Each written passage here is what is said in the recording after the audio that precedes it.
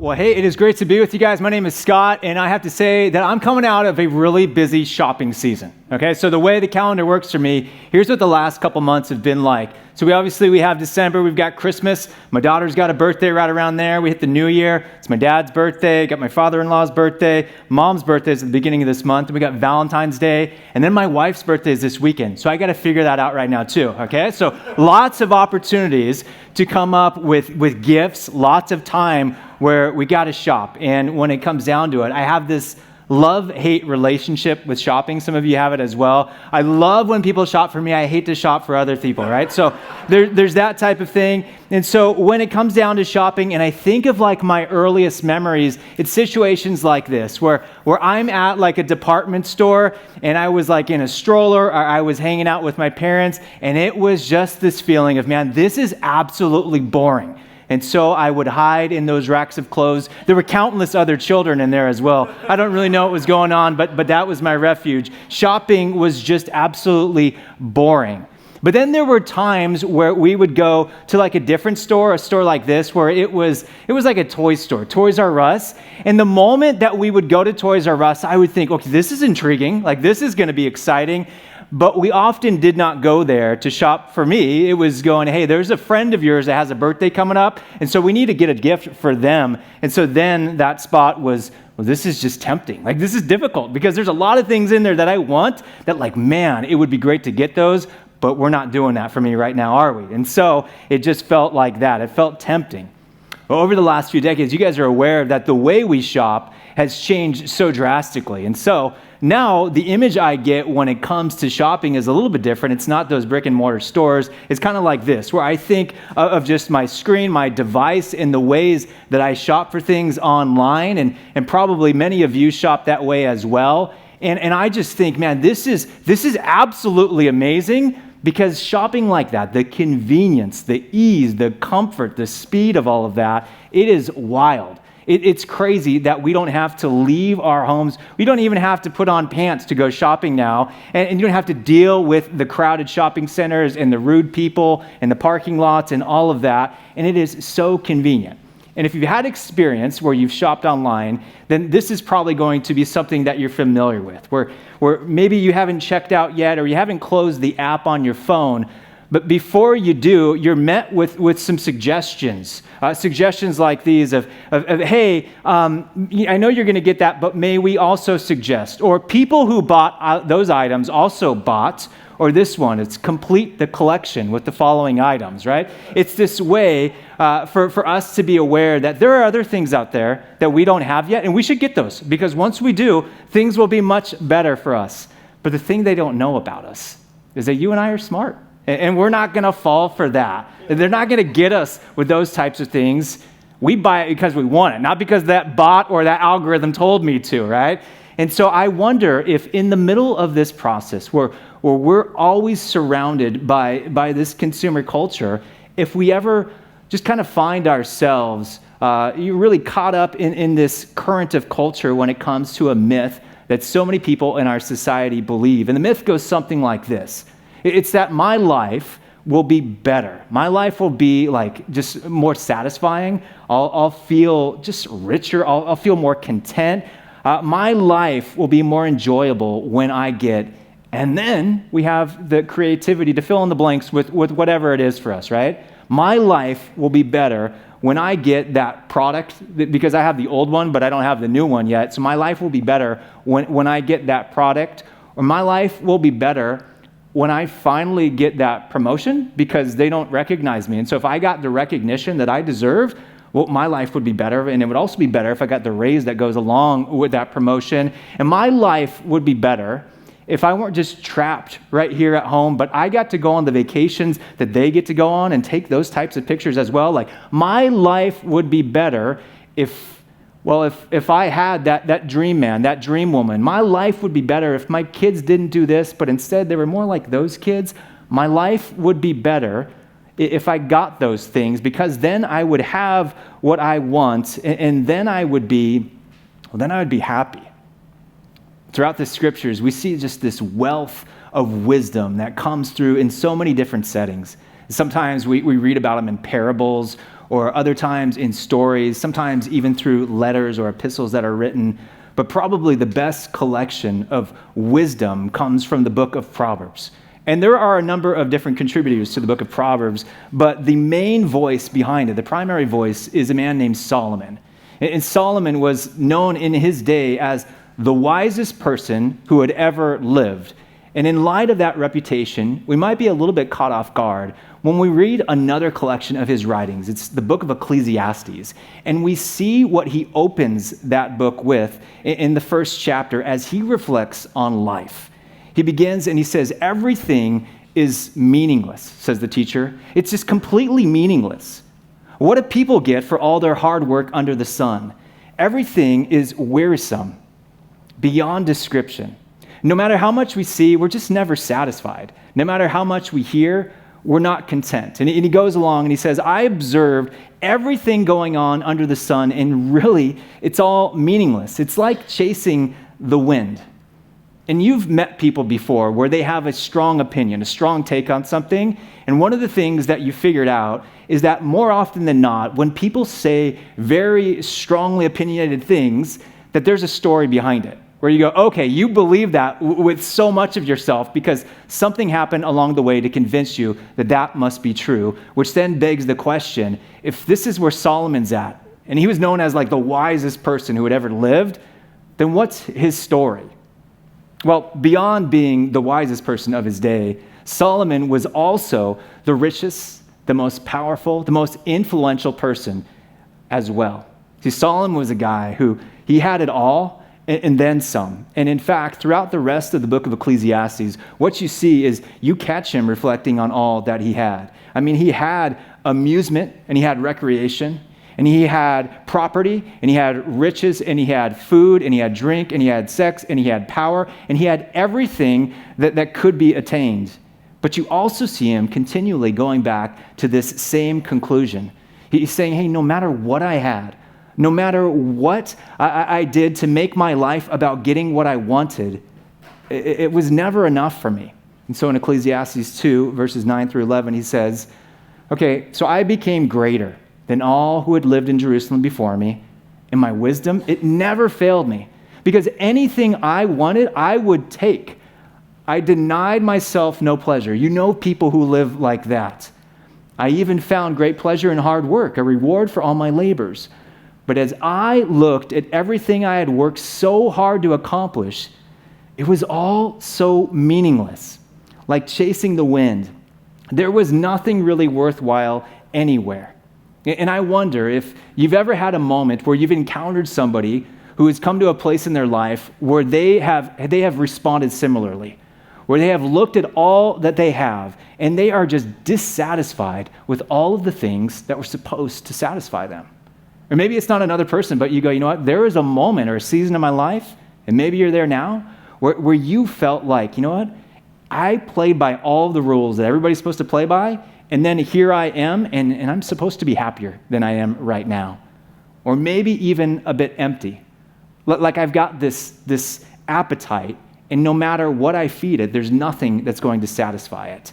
And if so, if you've ever felt that way or known people who have been in that boat, we're not, by no means alone. In fact, researchers refer to this experience as the Hedonic Treadmill. The Hedonic Treadmill. Maybe you've heard of it before, maybe not, maybe it's new, but here's a brief explanation of the theory. This is backed by tons of research, and it says that shortly after every high we experience, which the high could be, hey, an achievement, it could be something that you purchased, it could be a new relationship, but shortly after every high that we experience, our brains have a way of resetting to a baseline level of happiness. Or in other words, that despite the belief that if I just had those better circumstances, those things that I've always wanted, to go to the places that I've wanted to go, if I have those things, I'll be more content. Despite that, I can't get it because my brain and your brain will continually add greater and new levels of expectation that are further and further out of reach and more difficult to satisfy.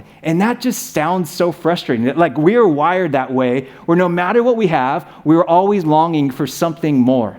And even though this research came out long after the days of Solomon, my imagination is that if we were to share this with him and just say, hey, guess what? No matter what you get, you're always going to want more. He would stare at us and go, well, yeah, duh. Like, I could have told you that. I tried to tell you that. I lived that life where I realized that when I tried to make my life about my life, I ruined my life. I became my own worst enemy. And yet so many people live this way as well. Because sometimes it feels like it's just kind of the only way to live. Well, about 1,000 years after Solomon's life, Jesus emerges and he begins his public ministry. And with that, we see Jesus, and he is teaching in a way that nobody's ever taught before, with the authority of God. He is performing these miracles. They're not just miracles, they're these signs that point to God. They point to who he is. And he's demonstrating this brand new way of living. And all of this comes under what's referred to as the kingdom of heaven. It's the kingdom of God or the kingdom of heaven. And it's this new way of living. It's what it means to be a person, or what it means to be a community of people who are living out the desires of their heavenly Father, and they're extending his reign, not just in their lives, but to the world around them. But the thing about the kingdom is that as Jesus is teaching about it, as he's living it out, the people who are seeing that are recognizing that this kingdom, it's completely backwards. It's completely upside down. And so as he's preaching, there are people in his society, and in their life, they had always been told that they had little to no worth. And now they're recognizing that in the kingdom of heaven, they had just unimaginable, immense worth. Or the people that, as we're going to be diving into a little bit more in the weeks to come, who had always been told, you know what? There are people who belong in relationship with God, people who are accepted, but then you are people who, you know what, you're kind of too far from God.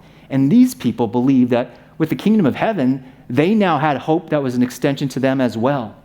With the kingdom of heaven, the goals and standards for living had new focus and clarity. And in this kingdom, as Jesus is telling them what it looks like and how to live it out, he begins to teach some things that redefined reality and success. And they weren't just like kind of creative. They probably went beyond sounding counterintuitive, but to his original audience, they looked at him and said, that is laughable. Like, nobody is going to live that way.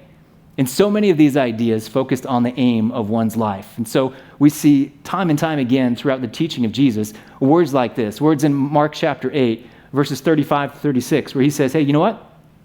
So if you live in such a way where you try to hang on to your life, you're going to lose it. But if you give up your life for my sake and for the sake of the good news, you'll save it. And what do you benefit if you gain the whole world? Like if you spend your life trying to get and to receive and accumulate, but then you lose your own soul in the process. Or in Matthew chapter 20, where he's talking with his disciples and he's saying, okay, there is a way in our world where people who have power or influence, they lead, but among you, among my followers, it's going to be so different. Because whoever wants to be a leader, if you want to be somebody who's really setting the tone in this kingdom, you're going to be a servant. And if you want to be like the greatest, then you're going to live your life as a slave for others. Because look at me, even I, the Son of Man, I did not come to demand people to live their lives for me, to demand people to serve me, but I came to give my life as a ransom for many. Or on Jesus' last night with his disciples, as he washes their feet, he then gives them these words. He says, love each other in the same way that I have loved you. Because there's no greater love than a sacrificial love, than a love that says, you know what I'm going to do is I'm going to lay down my life, not for me and my kingdom, but for others. And that is a different approach. Instead of a self-focused, self-absorbed way of living that ends up leaving us exhausted and disappointed, well, we take a different path. And it's this kingdom way. It's the way where we use what we've been given to make life better for those around us. We use what we've been given to make life better for those around us. And as Jesus is teaching about this kingdom and living it out, he's attracting a crowd in the process. So initially, what Jesus has got is he's got his 12 disciples.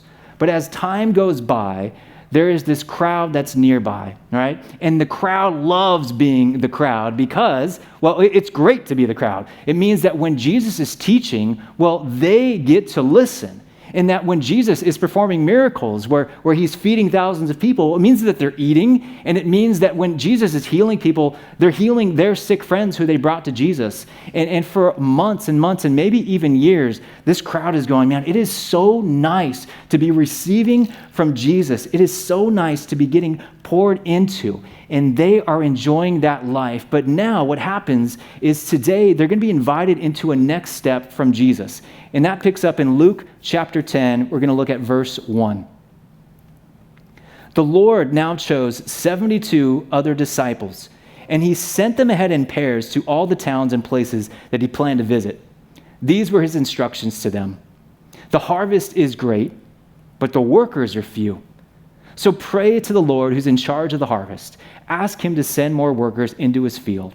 And now go, and remember that I am sending you out as lambs among wolves. And so on this day, Jesus takes these 72, he divides them into pairs, and he says, guess what?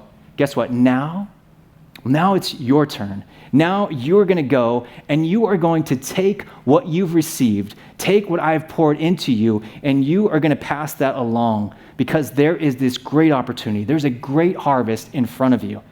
And he assures them, he says, you know what? It's going to be risky, though. I got to tell you that it's going to be a little bit dangerous, but playing it safe is never any fun anyway. So head out to the places that I'm about to go to, and you're going to go there ahead of me, and you're going to be my representatives or my ambassadors. And in the verses that follow, Jesus ends up giving them these instructions, gives them this mission, and it's best summed up in this line in verse 9, where he says, heal the sick and tell them, the kingdom of God is near you now. The kingdom of God is near you now. And as I think through this, I think about the opportunity that they had. I try to put myself in their shoes. As I've been a part of this crowd where I've seen Jesus from a distance, I'm seeing him teach, I'm listening to that, I'm going, wow, this is amazing. And then on that day, Jesus says to me, he says, okay, so what I want you to do is to go out. And I wonder, what would I do if I were in their shoes? I wonder if there's some of them who were there and they nodded, like didn't even flinch. They're like, if you say so, I'll go for it. And then I wonder if there are others who try to kind of talk themselves out of it. And they're like, well, here's the thing is, like, I just don't feel like I'm ready. I mean, Jesus, I've only been with you for this limited amount of time. I don't know enough. And you know what? I'm kind of scared. Jesus, do you even know what I was doing before you spent time with me? I just don't think I'm ready to go. And when it comes down to it, sometimes those are responses that I think we can relate to. When we are tasked with the opportunity of sharing who Jesus is with other people in our lives, sometimes we just say, you know what? Not for me. I'm not ready to do that. But the reality is with Jesus, we are never responsible for filling another person's cup, but simply emptying our own. And so the 72, well, they went for it. They took a risk, and we see their return in Luke chapter 10, verse 17. When the 72 disciples returned, they joyfully reported to him, Lord, even the demons obey us when we use your name. Like they're ecstatic. The disciples, they're filled with joy and they're pumped because what had happened is on that day they took a risk, and after being poured into, this crowd decided, you know what I'm going to do is I'm not going to let what Jesus poured into me stay with me. And so they emptied their cup into other people, and they are finding this joy in the process. And so Jesus responds with it, and he says, yes, I saw Satan fall from heaven like lightning. Look, I have given you authority over all the power of the enemy, and you can walk among snakes and scorpions and crush them, which, by the way, sounds pretty cool. Nothing will injure you, he says, but don't rejoice because evil spirits obey you. Rejoice because your names are registered in heaven. And so as they go out, as they've taken what they've received and passed that along, Jesus says, yeah, you did it. And when I ask you to do something, you can have the confidence that I'm going to equip you with what you need to make that a possibility. But make sure that you don't miss out. Make sure that you do not find your joy or find your worth in this new position that you have or your influence there, but instead find your joy and your worth from the identity and belonging that you have from being a part of this kingdom, from being a part of the kingdom of heaven. Well, seeing the crowd go and be obedient, emptying their cups, it left Jesus filled with joy as well. Verse 21. At that same time, Jesus was filled with the joy of the Holy Spirit. And he said, "Oh, Father, Lord of heaven and earth, thank you. Thank you for hiding these things from those who think themselves so wise and clever, and for revealing them to the childlike, those who actually have faith. Yes, Father, it pleased you to do it this way." He's saying, God, this is exactly the way you wanted it. He's saying, okay, these people who are part of the crowd, they actually get it. They understand what the wise in this world haven't been able to grasp, that it's not about living for themselves, but continuing to pour themselves out to pass the kingdom along. And it leads us to this big observation, a recognition that for you and I, that I will become my own worst enemy when I make my life about my life. We become our own worst enemy when we use all that we have to accumulate. We become our own worst enemies when we make our priorities all about ourselves. We become our own worst enemies when we structure our relationships in ways that are only going to be self-serving, when our focus is on holding on to rather than passing along, when our concern is how much we can get rather than using what we have and giving it to others. We become our own worst enemy when faith or God or church revolves all around ourselves and us just filling up and having more and more and more and never being moved to look to pour out to those around us. But the recognition is that, well, we don't live that way. That followers of Jesus don't make our lives about our lives. We don't create a church community that's only good for us and doesn't bring life and good news to others. And this is the result when we do something powerful. When we recognize that we're in this current and everybody's got these lenses on, where everybody's looking at things through a lens of consumption, right? We see things and we go, okay, what can I get? What can I hold on to? What is there for me? And instead we take that off and we look at things through a lens of contribution, rather than recognizing, okay, you know what? I want this to be about myself. We say, how can I use what I've received and use that to serve others?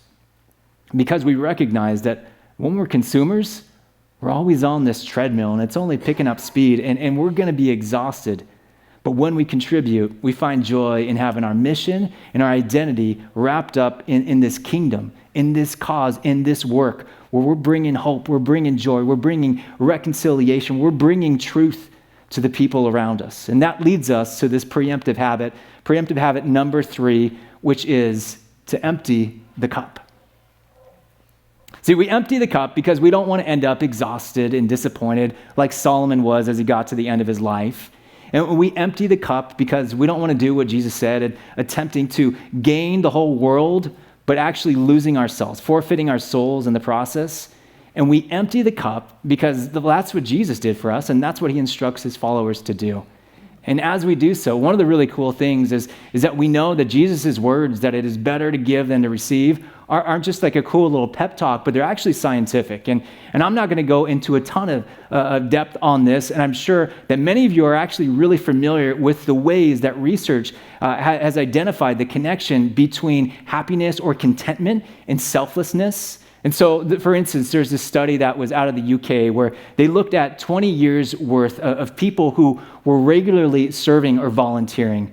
And then they compared that with people who were not. And as they looked at the lives of those who were regularly volunteering, they saw lower levels of depression, of heart disease, stress, and drug use, and actually higher levels of well-being, self-esteem, physical health, and quality of life. And you look at that and you're like, oh, I want all of these things. What do I do? And as they did the research, they went, that is actually tied to people who have made their lives, not about their lives, but serving others. Or Dr. Stephen Post, he leads a research institute and they've worked with over 50 different universities. And they've looked at the links between acts of compassion and personal satisfaction. So he wrote this is great. He says, the remarkable bottom line of the science of love is that giving protects overall health twice as much as aspirin protects against heart disease. He continues, the benefits of compassion to your physical health alone are so strong that if compassion was not free, pharmaceutical companies would herald the discovery of, and then he says, you can go to the next one, a stupendous new drug, this would be great, a stupendous new drug called Give Back instead of Prozac, and they would run TV ads about the power of compassion to enhance your life. And we look at that and we go, well, yeah, I mean, it just makes sense. It makes sense that people are finding satisfaction and enjoyment through serving others, through loving others well, but at the same time, it seems so backwards. It seems so strange to us because instinctively, we look around and we believe that the more we get for ourselves, the better that life will be, but that's just not the case, and it's also not the way of Jesus. And so armed with this knowledge, what we do is we go back to week 1 of the series, and we play the movie. And in that process, we ask ourselves these questions that help us make these really character-defining decisions. And so, for instance, we look at this and we go, okay, if I live this way, what is this way? If let's say the lens of consumption, if I live this way where I'm making everything about myself and what I can get and what I can hold on to, and I'm using that relationship for my benefit, and I'm living that way, where does it get me in the long run? Not just what's the next step and how do I get ahead initially, but where does that lead me on, not just point A to B, but all the way to Z? Or what story would I want to tell about this? I've got a choice in front of me. What's the better story? What's the story that I'm going to be more proud of? Or how about this, especially in light of this topic? So if I live this way, and you can think again, which way are we choosing? Okay, how about this? If I live the way where I don't make my life about my life, but instead I use what I have. I use resources, I use relationships, I use skills, I use abilities, I use what I have to serve other people. Okay, if I begin to do that and I actually take it seriously, what's going to be the ripple effect into the lives of those around me? Okay, so how is that going to change my relationships? What will my work life be like? And what will that be like for my coworkers? And what will that be like in my neighborhood? And what will that be like in my family life? How is that ripple effect going to change the lives of your children and the future generations when we decide, you know what, I'm not making this about myself, but instead I'm going to use everything that I've been given to make life better for those around me? Will it lead me towards the type of character I want to have, or is that going to prevent me from being the person that I want to become? And this is so important to ask these types of questions, specifically for this topic, because there is always a short-term cost when it comes to serving others or living sacrificially. There's always this short-term or immediate inconvenience or frustration that comes when I go, okay, there's something I want, and instead I'm going to say no to that in order to actually not serve myself, but serve other people. Okay, so that's going to immediately lead me to a point of frustration. But if I play out the movie, I go, where does that take me? What type of character do I develop in the process? And how does that impact those around me? And again, how do I become more and more like Jesus?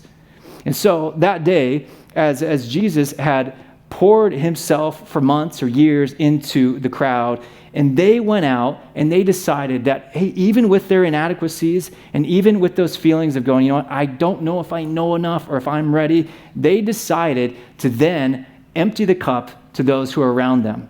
And from that point, the people who had received eventually emptied the cup as well. And this movement, this message of hope and reconciliation with God, this kingdom of heaven made its way to a man among other people, a man named Barnabas. And Barnabas decided that he was going to use his life and he was going to further the Jesus movement, and he was going to invest and encourage other people. And one of those people that he decided to invest into was a man named Saul. And so Saul, or the Apostle Paul, had received from him. And Paul had this radical transformation where he recognized, okay, the type of grace that God offers me, because I feel like of all people, I'm undeserving of that grace, that type of grace and second chance and love, I mean, that's something that's changed my life, and I need other people to know about it. And so Paul used his life to establish and to build into communities of Jesus followers or churches. And what Paul did was he invested in many people, many individuals, but specifically in some church leaders. And as he mentored different pastors, he mentored a young pastor, a guy that was named Timothy. And what he made sure to let Timothy know is that, Timothy, just as you have received your faith from me and from others, including your family members, Timothy, make sure that you share this, that you trust this with reliable people who are going to pass it on to others. And so Timothy, he does that as well. And what takes place is that over the next couple thousand years, well, something really radical happens, that there's highs and lows, but this Jesus movement, it never dies out because everybody along the way decides that this is not going to stop with me, and so they take what they've received, and in spite of their inadequacies, or in spite of the reasons why they feel like they're not ready, or they don't know enough, or I'm not sure what they're going to make of this, they continue to pass it along, and eventually, this movement and this message reaches people like us. And you think back in some of your own stories, you go, okay, there was a time, and maybe when you were a kid, or maybe a youth, or maybe in your adult years, but there was somebody that made a decision to invest in us and also make sure that they emptied the cup and to pass that message along. And maybe it was a Sunday school teacher or a youth leader, or maybe it was a parent, or maybe it was an aunt or an uncle or a grandparent, or maybe it was a neighbor or a coach or somebody else. But they made a decision that they would follow in the way of Jesus and not make their life about their life, but they would continue to pass along the message of the kingdom of heaven. And then that reached us. And as I look around our beautiful church, I see expressions of this all the time, of people who constantly make that decision, the decision that needs to be made all the time, because if we're not making it, we get sucked into culture. We get sucked back into that lens of consumption. And so I look around and I see people doing it right now who are investing in the faith formation of children in our Supernova Kids classrooms. Or I see people who are mentoring or discipling teens and youth in our church. I see people who invest in marriages, who invest in single-parent moms. I see people who are investing constantly, taking what they have, and sometimes feeling like, hey, I've got some experience, and sometimes feeling like, you know what, I don't even know if I have that much, but making the decision to empty their cup, to pass along the message and the movement of Jesus to the other people that are there for us. Not knowing, okay, what are they going to do with it? Not believing that they are responsible for filling another person's cup, or making sure that they then, in turn, pass it along, but just saying, hey, this is what I've received, and it's not going to stop with me, and so I'm going to empty my cup. And we see that all the time.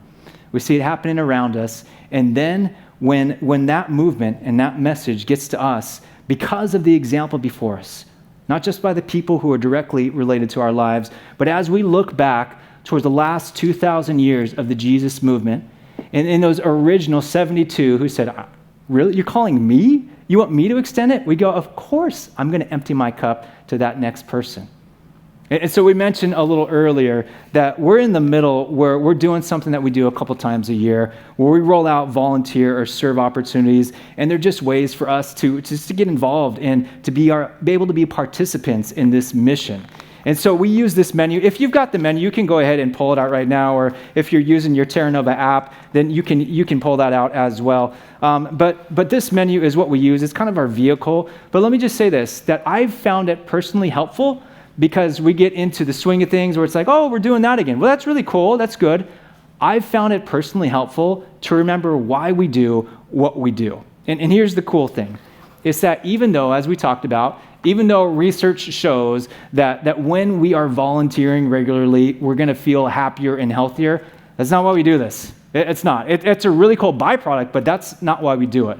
And even though the experience of Solomon and countless others throughout history, it screams at us, don't make your life about your life. You will become your own worst enemy. That's actually not why we do it either.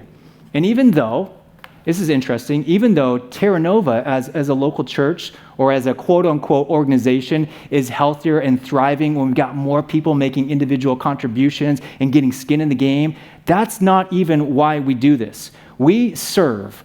We take what we've been given to make life better for those around us. We empty the cup because that's the way of Jesus. That's the way it's always been, and that's what we continue to follow in.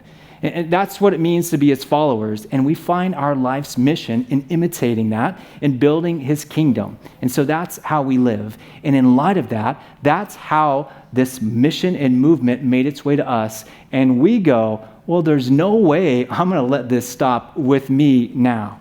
And so our next step for today is to do this, is to take a bit of time and look through this menu or spend some time praying and go, hey, God, what do you have for me? How can I continue to contribute to this movement? How can I take what's been poured out to me, and how do I empty my cup? How do I serve? How do I give? How do I not make my life about my life, but how do I make things better for those around me? And so if right now, as you're looking through this, you might go, you know what, there's a way or two that I could jump in and it pops out to you, is you could sign up for that.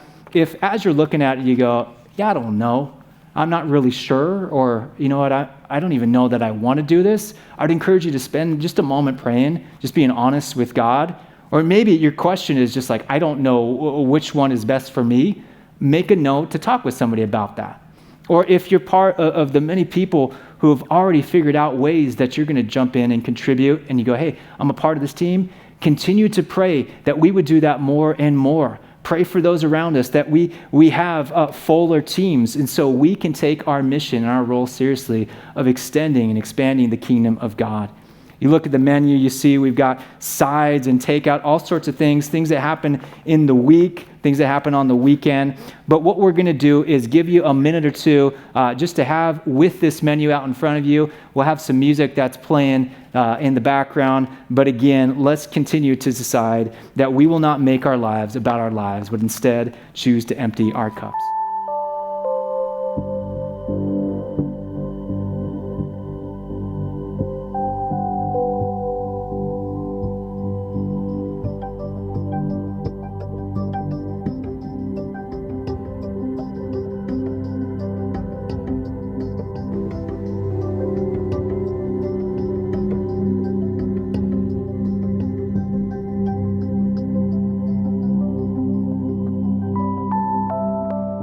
Play the movie, tell the truth, empty the cup.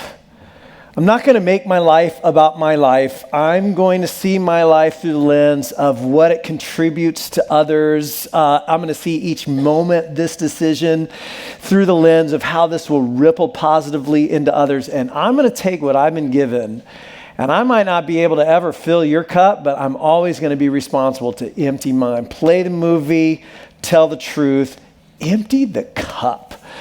That's how not to be your own worst enemy. Well, hey, thank you so much for joining us tonight. As you head out, you can take this serve menu the volunteer menu that you've been working on. Again, there are just so many ways to join various teams around here and make God's love famous together. You can drop this entire thing in the basket on the way out. You can also take that Connect card that you were working on earlier, finish filling that out. You can drop this in the basket on the way out. And of course, you can drop your offering envelope on the way out into the offering basket. That's kind of a no-brainer. And you can also give online and on our app, as so many of you do, and so many of you have set up recurring giving just to help you remember doing that. So that's awesome. And then don't forget to join us next weekend and bring some friends back to you. So look around, gather up a couple of these cards. Don't leave without them. Come back next week and join us for our brand new series. So pumped about it. You're not far. The surprising study of Mark's story of Jesus. God bless you guys. Have a fantastic week, and we'll see you back next weekend for the new series.